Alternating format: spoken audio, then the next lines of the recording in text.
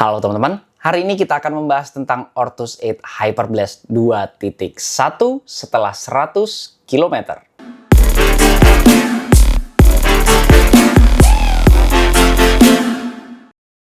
Terima kasih banyak buat Ortus 8 yang udah ngirimin saya sepatu ini, tapi video ini nggak bisa diintervensi oleh siapapun karena video ini adalah murni pendapat pribadi saya sebagai pelari jelata. Bagi teman-teman yang masih belum subscribe, klik tombol subscribe-nya warna merah yang di bawah ini biar saya makin semangat untuk membuat video-video yang bermanfaat buat teman-teman sekalian dan biar nggak ketinggalan kalau misalnya saya upload video baru tentunya seputar Nia Lari. Dalam video ini saya nggak akan lagi ngomongin detail tentang fitur-fitur yang bisa kita dapetin dari sepatu ini karena udah pernah saya bahas di first run impression-nya.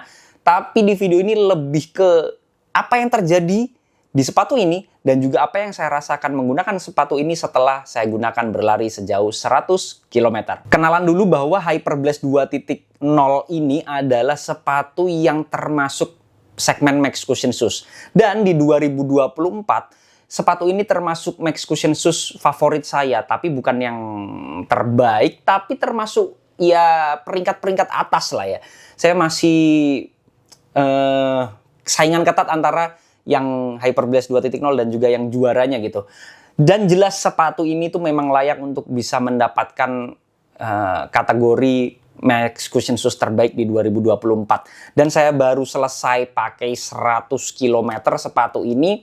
Sepatu ini tuh beratnya cuman 270-an ya. Saya bilang cuman karena kalau dibandingkan dengan Max Cushion Shoes biasanya akan berat-berat banget tuh. Jarang ada yang di bawah 280, bahkan ada yang sampai di atas 300 gram gitu ya. Walaupun untuk sepatu lari secara umum ini beratnya tengah-tengah, middle atau netral, ya biasanya 250 sampai 300. Tapi kalau khusus segmen Max Cushion Shoes itu biasanya lebih berat dibandingkan dengan yang lain karena maksimalis dia. Kalau di sepatu ini cuma 280-an sehingga memang feel selama saya 100 km menggunakan sepatu ini tuh ya memang kerasa lebih ringan dibandingkan dengan Max Cushion Shoes lainnya gitu ya. Dan Max Cushion Shoes lainnya rasanya itu kalau udah di 10 kilo tuh kayak udah cukup banget, udah berat banget gitu. Kalau di sepatu ini 10 kilo masih aman, tapi kalau udah lebih dari 10 kilo itu kayak ya udah bukan peruntukannya lagi lah.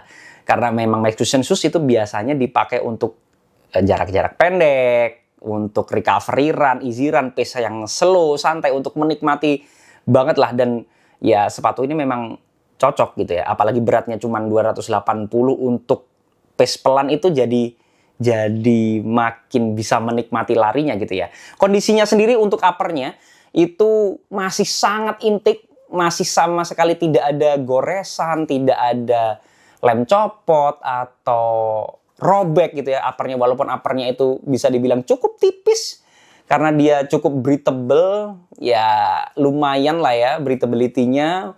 Walaupun sebenarnya Max Cushion Shoes itu saya nggak setuju kalau breathable kayak gini. Max Cushion Shoes itu harusnya senyaman mungkin. Untuk uppernya sendiri ini agak narrow menurut saya, jadi nggak ada ruang yang benar-benar bikin relax, tapi nggak yang sempit banget, nggak. Jadi kayak saya merasanya tuh nggak bisa relax aja di dalam upper sepatu ini, terutama di samping-samping yang mau menuju toe box-nya sini ya. Itu kayak potongannya untuk kaki saya sendiri agak kurang pas aja gitu. Menghalangi untuk relax gitu ya. Jadi fittingnya kurang nyaman aja.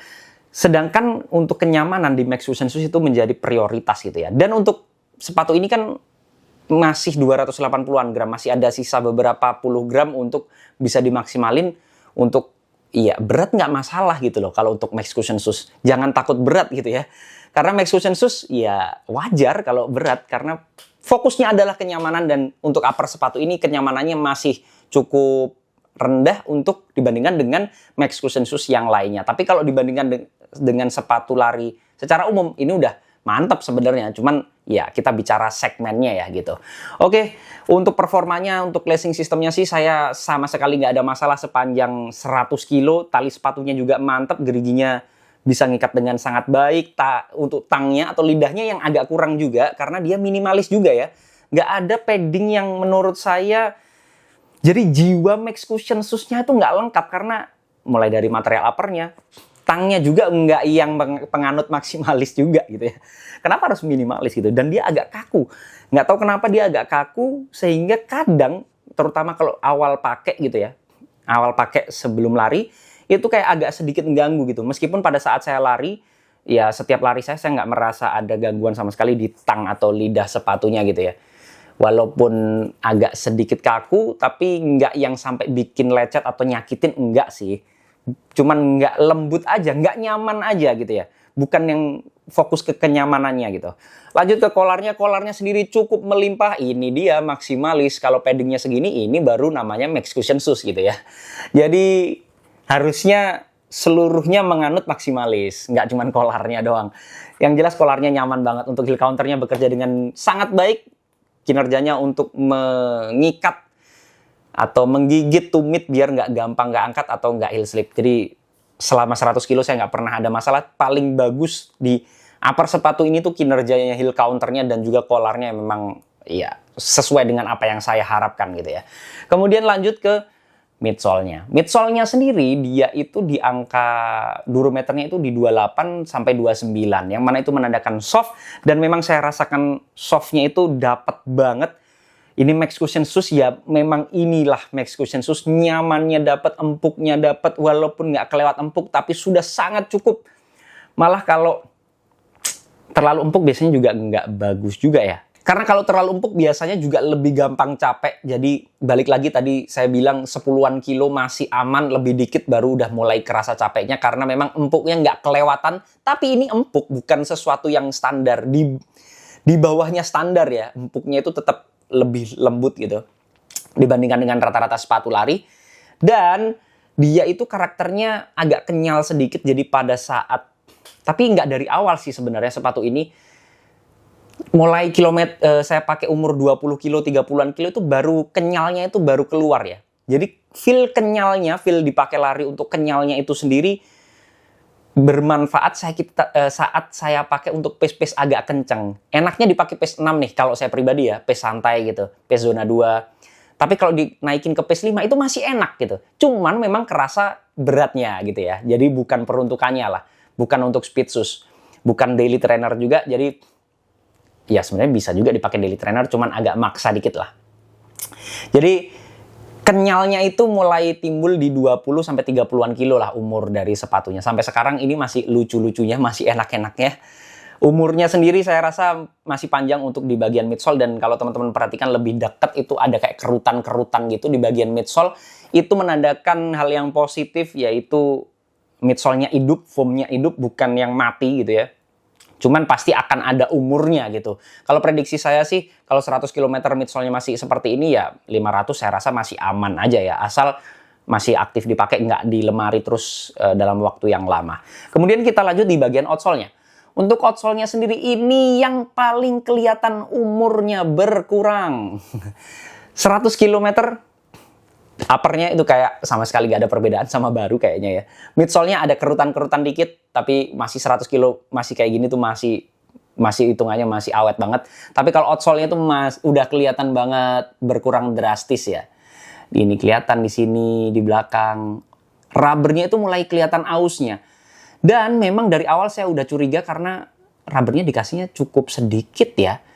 Jadi prediksi saya kalau 100 km kayak gini ya nggak tahu ya, mungkin 300-400 itu termasuk pendek umurnya. Kalau kategori Max Cushion Shoes biasanya agak lumayan panjang karena rubbernya yang dikasih ya cukup sedikit memang, dan rubbernya itu bukan rubber yang hard compound tapi lumayan soft compound, jadinya lebih gampang terkupas gitu ya. Tapi dia lebih soft hentakannya, tapi kerugiannya kita akan ya lebih cepat ausnya gitu. Apalagi kalau teman-teman yang nyeret larinya atau pakai heel strike, itu akan jauh lebih cepat lagi aus daripada outsole-nya itu sendiri. Saya harus peringatkan karena saya kan ini, kalau teman-teman bisa lihat, yang paling aus itu di tengah sini tuh ada dikit gitu ya. Nah, kalau di bagian heel strike itu biasanya akan lebih parah karena ada proses nyeretnya sedikit ya.